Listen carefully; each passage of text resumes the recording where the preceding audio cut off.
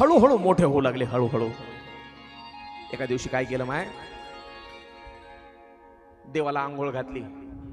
एका दिवशीची गोष्ट. तुम्ही म्हणाल मग आजपर्यंत आंघोळच केली नव्हती का त्यानं? नाही, त्याला दररोज आंघोळ असायची कृष्णाला. पण त्या दिवशीची विशेष गोष्ट सांगतोय. त्या दिवशीची विशेष गोष्ट काय झाली, 2-4 गल्लीतल्या त्या म्हाताऱ्या बायका जमा झाल्या आणि त्यांनी आंघोळ घातली. आंघोळ घातल्यावर ते पहा काय काय म्हाताऱ्या म्हणतात ना, अगं माझ्या हाताने आंघोळ घालते, पाय कसं झोपीत जाते. बरोबर आहे की नाही? म्हणतात की नाही महिला मंडळी? तुमचं जरी मुलगा असेल आंघोळ घालायला, तुमचा अधिकार असतो का आंघोळ घालण्याचा? महिला मंडळी सांगा, आंघोळ घालायचा लेकराचा अधिकार कोणाचा? म्हाताऱ्याचा. बरोबर आहे की नाही?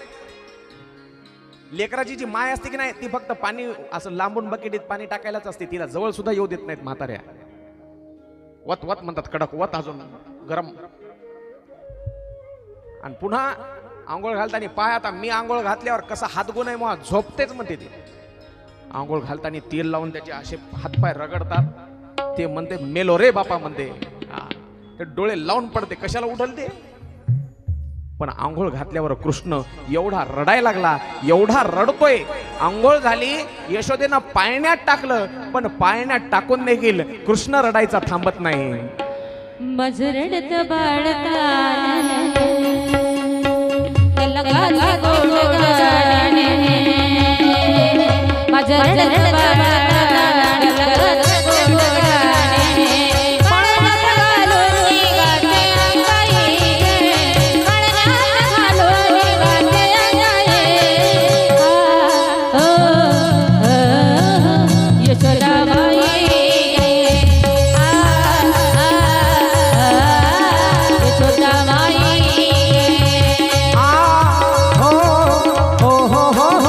यशोदामाई ग, ला ला ला ला, यशोदामाई ग. माझरड बाळतान त्याला गाणे गोड गाणे, माझरड बाळतान त्याला गाणे गोड गाणे, पाळण्यात घालून निघाले अंगाई ग, पाळण्यात घालून निघाले अंगाई ग.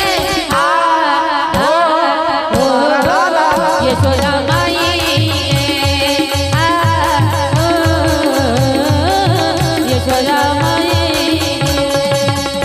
बाळ एवढं रडते, एवढं रडते. गोड गोड गवळणी आहेत, एकापेक्षा एक सुरस कर्णमधुर गवळणी आहेत. पण आपल्याकडे फक्त वेळेची अडचण आहे, वेळेची अडचण. नामदेवरायांनी सुद्धा गोड वर्णन केलं, नाथ महाराजांनी केलं. कृष्णाच्या रडण्याचं वर्णन कसं? रडते माझे बाळताणे, समजावी तारा हिना. रडते माझे बाळताने, समजावी तारा मागेले ते मागेले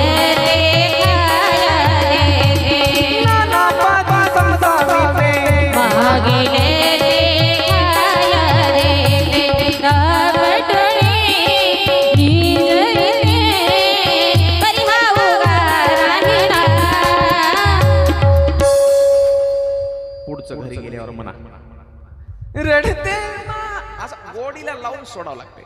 ऐका, रडते माझे बाळ ताणे, समजावी तारा आहे ना. कडेवर घेतलं आणि यशोदा आता अंगणाच्या बाहेर आली. अंगणाच्या बाहेर रस्त्यावर आली. गल्लीतल्या 2-4 गवळणी जमा झाल्या. एवढ्या नवसा सायासानं झालेलं पोर बऱ्याच वेळापासून रडते म्हटल्यावर काळजी वाटायला लागली सगळ्याला.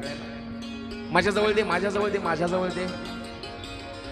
वैतागून गेली यशोदा.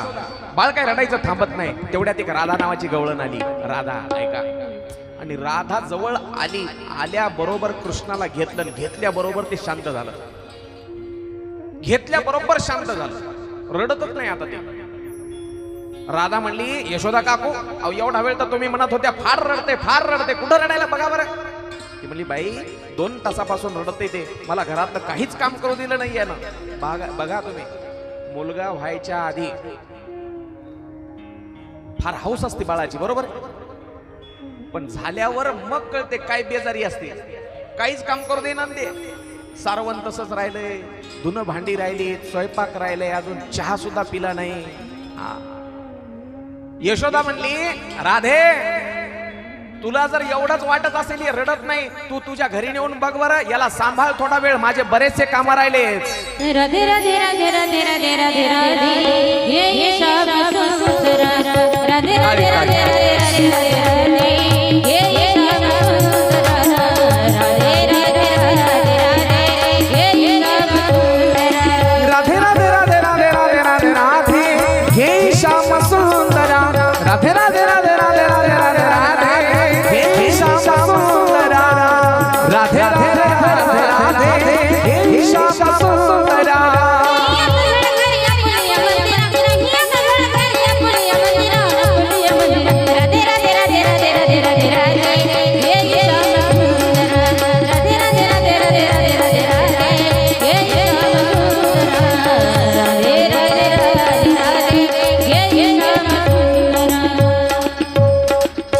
राधे घे श्याम सुंदरा झडकरे नेई आता आपुलिया मंदिरा.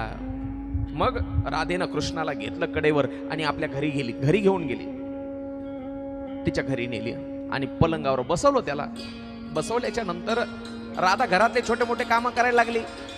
पण राधा बोलते कृष्णाला, आपण महिला मंडळी बोलतात का नाही, लहान जरी बाळ असलं कितीही, महिला मंडळी बाळाला असं बोलतात, खूप बोलतात. किती बोलतात ते जर पाहायचं असेल तर दुपारच्या वेळेला घरी गल्लीमध्ये जास्त माणसं नसतील ना, तेव्हा त्या आईचं बाळासोबत कसं बोलणं असतं ते पाहायला मिळतं त्याची.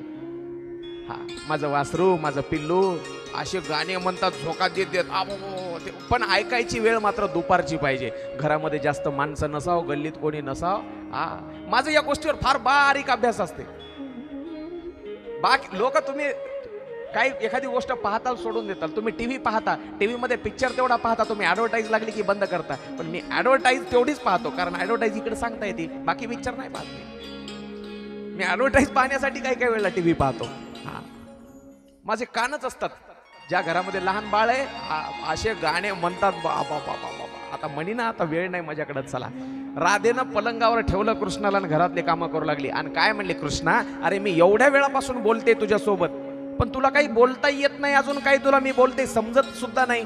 तू जर थोडासा अजून मोठा असला असतात तर मग दोघायला गप्पा मारता आल्या असत्या. मी नेहमी म्हणतो, शुद्ध भावनेनं तुम्ही देवाला काहीही सांगा, देव काही ऐकतो लगेच. त्याला काय हो, ज्यानं हे विश्व निर्माण केलं त्याच्यासाठी काय अशक्य. त्यानं एक थोडंसं छोटं मोठं 8 वर्षाच्या बालकाचं रूप धारण केलं आणि मस्त गप्पा मारायला लागला राधेसोबत. तेवढ्यामध्ये दोघांच्या गप्पा चालू आहेत, कृष्णाच्या आणि राधेच्या. त्यावेळेला दारावर हाक ऐकू आली, राधे दार उघड. कोणाची हाक असेल? एवढं मोठ्यानं नाव घेऊन हाक मारायची हिम्मत कोणाची? राधे दार उघड. दुसरं कोणी हाक मारू शकते का? गल्लीतले लोक, मायबाप सुद्धा नाही, फक्त एकच नवराच मारू शकतो. ऐ पोर हो, तुमचे व्हायचे अजून का झाले कोणाचे? पाठीमागचे. फक्त नवराच एवढ्या मोठ्यानं नाव घेऊन हाक मारू शकतो. पण आताच्या नवऱ्यामध्ये बी हिंमत राहिली नाही. ए पिंट्याची माय. आम्हाला अनुभव येतो बऱ्याच वेळेस, असा कीर्तन बिर्तन संपलं उशिरा, मग काही पुरुष मंडळी काय म्हणतात, महाराज चला की मग आपल्या घरी चहा पिऊन जाऊ. मला चहाची आवड नाही, पण याचं घरी किती वजन आहे पाहण्यासाठीच मी जातो एखाद्याच्या घरी, मुद्दाम पाहूच याचं घरी किती वजन आहे. बायको पुढे हे लय म्हणाले, महाराज चहा प्यायला चला, चहा प्यायला. घरी गेलं ना, मग तोपर्यंत ती माऊली झोपलेली असते. मग हे दारावर हाका मारते, ए ए पिंट्याची माय, ए ए ए. अरे नाव घेऊन हाक मारणं, बँड लावून वाजवत आणली होती ना तू. राधे दार उघड. वजन असलं पाहिजे हो, वजन तुमचं इकडंच बाहेर. मी वाघ आहे. अरे घरी गेलं की म्याव, मांजरच तुझी. लोकांना म्हणतात मी लय वाघ आहे, आणि घरी गेलं की मी एक जणाला म्हणलं तू लय वाघ आहे वाघ आहे म्हणतो, आणि घरी गेलं की नाही म्हणलं ती जगदंबा आहे, वाघावर बसती. वाघ भिवूनच राहणार. ऐका, राधा थरथर कापते. आता आता काय करायचं? कोणाला गप्पा मारत होतीस तू? कोण हा मुलगा? काय सांगायचं? हात जोडले कृष्णा पुढं. कृष्णा लहान हो रे. म्हणलं आता नाही होणार लहान. मी काय म्हणला? आता नाही होणार. हातापाया पडू लागली, विनंती करू लागली, आणि देवा मी तुला पूर्ण शरण आले. जेव्हा भक्त पूर्ण शरण येतो का नाही, सगळा विश्वास देवावर टाकून द्यायचा बरं का. आपला शहाणपणा, आपलं डोकं नाही चालवायचं देवापुढं. कुठेही माणसं डोकं चालवतात हो. हा, पण परमार्थामध्ये पूर्ण विश्वास, जोपर्यंत पूर्ण शरणागती तुमची परमार्थात होत नाही देवापुढं, तोपर्यंत देवाला तुमची कीव येत नाही. ऐका, एक लक्षात घ्या. वस्त्रहरणाची वेळ होती. भर सभेमध्ये सांगितलं दुर्योधनानं दुःशासनाला, अरे बघतोस काय, जाय आण त्या द्रौपदीला. केसाला धरलं त्या द्रौपदीच्या आणि भर सभेमध्ये ओढत आणलं द्रौपदीला. त्यावेळेला द्रौपदी सगळ्यांची विनवणी करू लागली, वाचवा मला कोणीतरी, द्रोणाचार्य, भीष्माचार्य, कृपाचार्य, वाचवा कोणीतरी. 5 पती बसलेले, धर्मराज, युधिष्ठिर, भीमदादा, अर्जुन, नकुल, सगळेजण सगळ्यांची विनंती करते, कोणीतरी मला वाचवा. पण कोणाची हिंमत नाही त्या दुर्योधनापुढं आणि दुःशासनापुढं. दुर्योधनानं सांगितलं दुःशासनाला, अरे बघतोस काय, ओढ तिची साडी, साडी ओढ तिची. साडी ओढायला सुरुवात केली. हे बघा, लक्ष द्या, इकडे लक्ष द्या. माय काहीच नाही. हे बघा, ते गोवर्धन पूजेची तयारी आहे. काहीच नाही, लय साधं आहे, दरवर्षी करतो आपण ते. तुमची ऐकायची चांगली इच्छा असेल तर बघा सांगतो, नाही तर तुम्हाला तेच पाहायचं असेल तर मी आपलं उगं सांगून मोकळं होतो. कथा म्हणजे कथा सांगायची, मग लक्ष इकडं पाहिजे. दुःशासनानं साडी ओढायला सुरुवात केली द्रौपदीची. द्रौपदी विनंती करते सगळ्याची, मला कोणीतरी वाचवा. भीष्माचार्य, द्रोणाचार्य, कृपाचार्य, कोणाची हिंमत नाही त्या दुःशासनाला आणि दुर्योधनाला थांब म्हणण्याची. मामा त्यावेळेला 5 पतीच्या समोर धर्मराज, युधिष्ठिर, भीमदादा सगळ्यांची विनंती केली द्रौपदीनं, मला वाचवा. नाही, शेवटी तिच्या लक्षात आलं, मला वाचवणारा माझा दादा आहे, फक्त दादा आहे, कृष्ण. त्यावेळेला हाक मारली कृष्णाला. पण कशी हाक मारली, एका हातानं अशी साडी धरली छातीला, एका हातानं, आणि एका हातानं हाक मारू लागली, कृष्णा दादा धाव रे, कोठे गुंतलासी द्वारकेच्या राया. पण देव आला नाही. का? कारण द्रौपदीचा विश्वास तिच्या हातावर होता, या हातावर. तिला वाटलं मी या हातानं साडी धरून ठेवली म्हणजे माझी ओढू शकत नाही दुःशासन. नाही, सगळी साडी ओढली. त्यावेळेला शेवटची, जेव्हा शेवटचं टोक राहिलं साडीचं, शेवटचा एक पदर, त्यावेळेला द्रौपदीला कळून चुकलं, आता माझा हात सुद्धा माझी इज्जत नाही राखू शकत. मग दोन्ही हात मोकळे सोडले, दोन्ही हात वर गेले देवाकडे, देवा मला वाचव रे. त्यावेळेला भगवंत एका क्षणात, देवानं साडी नाही पाठवली, देवच साडी झाला.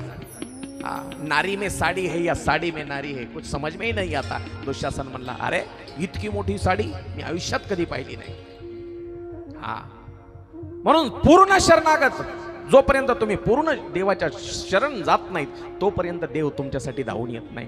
हा, देव विनंती केली राधेनं, कृष्ण लहान हो. त्यावेळेला कृष्ण लहान झाला, आणि लहान झाल्याच्या नंतर मग दाराची कडी काढली, आणि मग ती अनया गवळी आतमध्ये आला घरामध्ये. राधे कोणासोबत बोलत बसली होती. त्यावेळेला तिनं सांगितलं, नंदबाबाचा यशोदा माईचा मुलगा आहे, बघा ना किती गोड आहे, पलंगावर खेळतोय तो. त्याच्यासोबतच गप्पा मारत होते. राधेला अनया गवळी तिचा नवरा काय म्हणला, चांगली गोष्ट आहे म्हणला, तुला बी काहीतरी असा वेळ घालवण्यासाठी दुपारच्या वेळेला गप्पा मारायला हे पोरग चांगलं आहे म्हणला, असंच घेऊन येत जा दररोज. राधा म्हणली, मला तेच पाहिजे होतं, वेळ घालवण्यासाठी. नाथ महाराजांनी एका गोड गवळणीमध्ये वर्णन केलं, राधा कृष्ण पलंगावरी, राधा कृष्ण पलंगावरी, तारी तार हाका मारी,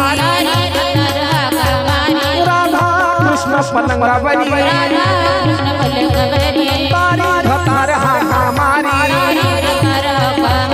कवाड उघड झड करी, कवाड उघड झड करी, चटक शिकली सकोठे राधे, चटक शिकली सकोठे, चटक शिकली सकोठे राधे, चटक शिकली सकोठे.